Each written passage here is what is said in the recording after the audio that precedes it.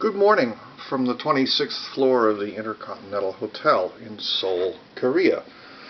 I'm in Asia on tour, and while I'm here, I thought it might be a good idea to do a few cello talks on the bow and various uses for the bow, especially in relation to the three areas of the bow: the frog, the tip, and the middle.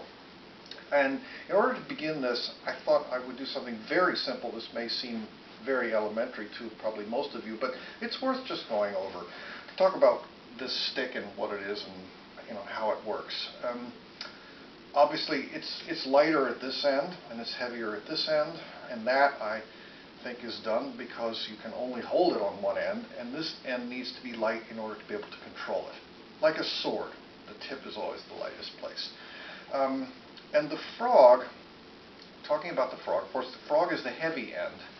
The fact that the hair is right underneath your hand, plus that it's attached here, makes the frog the strongest place in the bow. This is the place where you can do your hardest playing, get your loudest sound, your most clean and powerful attack. But, of course, with the frog, there's one thing that you can't do, which is bounce. The bow doesn't bounce, it lands like a dead weight there. But as far as picking up the bow and putting it down smoothly and with the best control, the frog is the place to be.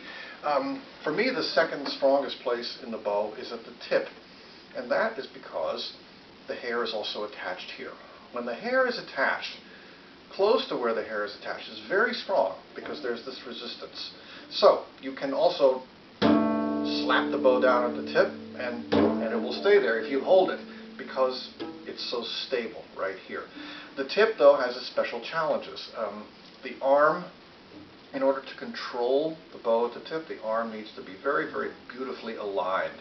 It's just like if I were to use the end of the bow to pick up something very delicate on a table. I'd have to be very careful what I do here because this is very far away. But the tip has very, very special uses, and we'll get to that in the next videos. And then the middle of the bow, of course, is the weakest part, and it's good for bouncing the bow because the bow bounces the most here. It's like jumping on the middle of a trampoline as opposed to jumping on the edge of a trampoline where you won't bounce.